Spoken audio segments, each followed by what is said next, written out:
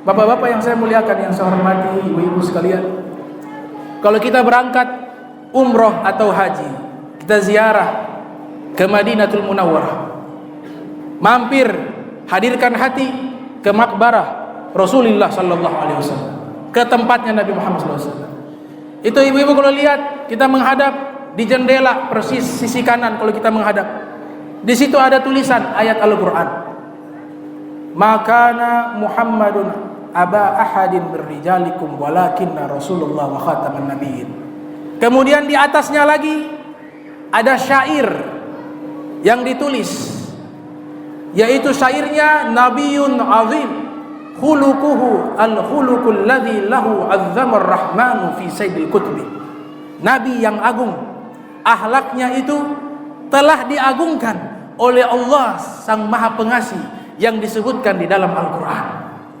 Itu syair ditulis oleh Al-Imam Al-Kutub Gausil Ibad wal Bilad Al-Habib Abdullah bin Alwi bin Muhammad Al-Haddad. Sampai sekarang itu syair itu masih tertulis di jendela di hujrahnya Rasul sallallahu alaihi wasallam. Kemudian di atas syair tersebut ada ayat, "Ya ayyuhalladzina amanu la tarfa'u aswatakum fawqa sawtin nabi wala tajharu lahu biqauli ka jahri ba'dikum li ba'din an tahbata a'malukum wa antum la tashkurun." Wahai orang-orang beriman, janganlah kalian mengangkat suara kalian lebih tinggi dari suara Nabi Muhammad SAW, dan jangan kalian mengeraskan suara di hadapannya sebagaimana kalian lakukan sesama kalian. Kalau hal itu kalian lakukan, amal ibadah kalian terhapus dan kalian tidak menyadarinya. Disebutkan dalam kitab Ar-Ruh oleh Imam Zawzi Al-Qayyim, ada seorang sahabat namanya Thabit bin Qais. Ketika ayat ini turun, dia sedih, menangis. Ditanya oleh keluarganya, "Kenapa engkau kurus kering? Kenapa engkau sedih?" Dia katakan, ayat telah diturunkan oleh Allah mengatakan siapa yang meninggikan suara di atas suara Nabi, maka amal ibadahnya terhapus. Saya pernah dulu tidak sengaja berbicara lebih tinggi nadanya dibanding nada suara Nabi Muhammad SAW. Saya khawatir saya punya amal ibadah terhapus.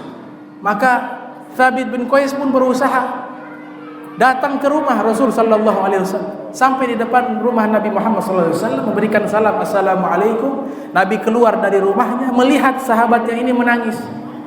"Ya Thabit, lima tabki?" Wahai Thabit bin Qais, kenapa engkau menangis? Dia katakan, "Ya Rasulullah, saya punya amal ibadah sudah terhapus sia-sia." Kenapa? Tadi ada ayat yang disampaikan kepadaku, telah diturunkan wahyu oleh Allah Subhanahu wa taala kepadamu mengatakan siapa yang meninggikan suara di atas suara Nabi, maka amal ibadahnya terhapus. Saya pernah mengangkat suara saya lebih tinggi dari engkau ya Rasulullah ketika berbicara, pasti amal saya terhapus. Nabi tersenyum mendengar jawaban dari Thabit bin Qais. Nabi katakan, "Anta lasta minhum ya Thabit, anta min ahlil jannah." Engkau tidak termasuk di ayat tersebut wahai Thabit. Engkau adalah penghuni surga. Kenapa mendapatkan gelar? Dan ini jawaban bukan dari Nabi tapi dari Allah. Karena Nabi kalau berucap itu adalah wahyu dari Allah Subhanahu wa taala, "Wa ma yantiqu anil hawa in huwa illa wahyun yuha." Apa yang disampaikan oleh Rasulullah adalah wahyu dari Allah Subhanahu wa taala. Kenapa beliau mendapatkan surga? Karena beliau beradab dan berakhlak dan mengagungkan Nabi Muhammad sallallahu alaihi wasallam. Di bagian dalam dari hujrahnya Nabi sallallahu alaihi wasallam ada kaligrafi. Sampai sekarang kaligrafinya tertulis masih ada sejak lama. Bahkan Imam Nawawi, Abu Zakaria Yahya bin Sharafudin An-Nawawi yang lahir 631 Hijriah, meninggal 676 Hijriah, dalam kitabnya Al-Adhkar An-Nawawiyah di bab ziarah kubur Nabi, itu menyebutkan ada seorang Arabiyun datang di makam Nabi sallallahu alaihi wasallam. Kemudian memberikan salam kepada Rasulullah, membaca ayat, "Lau idzalamu anfusahum ja'uka fastaghfirullah wastaghfarahu rasul lawajadullaha tawwabar rahima." Seandainya orang-orang pendosa mereka datang kepadamu, di sini kamu di sini adalah Nabi Muhammad sallallahu alaihi wasallam. Kemudian mereka istighfar kepada Allah dan Nabi beristighfar kepada Allah untuk kalian. Pasti kalian dapati Allah akan mengampuni dosa kalian dan menyayangi kalian. Sekarang ya Rasulullah, saya sudah ada di depanmu. Tolong ya Rasulullah, berikan syafaat kepadaku dan berikan istighfar kepadaku. Maka dia setelah itu membaca syair, Syair itu disusun oleh Imam Al-Bur'i, seorang sastrawan yang ada di Yaman. Dia katakan, ya khaira man dufina bil qa'i wal akamu fataba min tibihinnal qa'u a'zamuhu nafsi fida'un liqabrin anta sakinuhu fihi al-afafu wa fihi al-judu wal karam. Wahai lokasi yang dimana di dalamnya terdapat manusia terbaik, sungguh lokasi ini menjadi terbaik karena ada engkau di dalamnya. Jiwaku sebagai tebusan atas tempat yang engkau tinggal. Di dalamnya ada kemuliaan, ada kedermawanan, ada keagungan. Itu syair dibacakan oleh Arabiyun tersebut. Dia pergi. Kemudian penjaga kuburan namanya Atabi tertidur. Ketika Atabi tertidur, dia bermimpi berjumpa dengan Rasul sallallahu alaihi wasallam.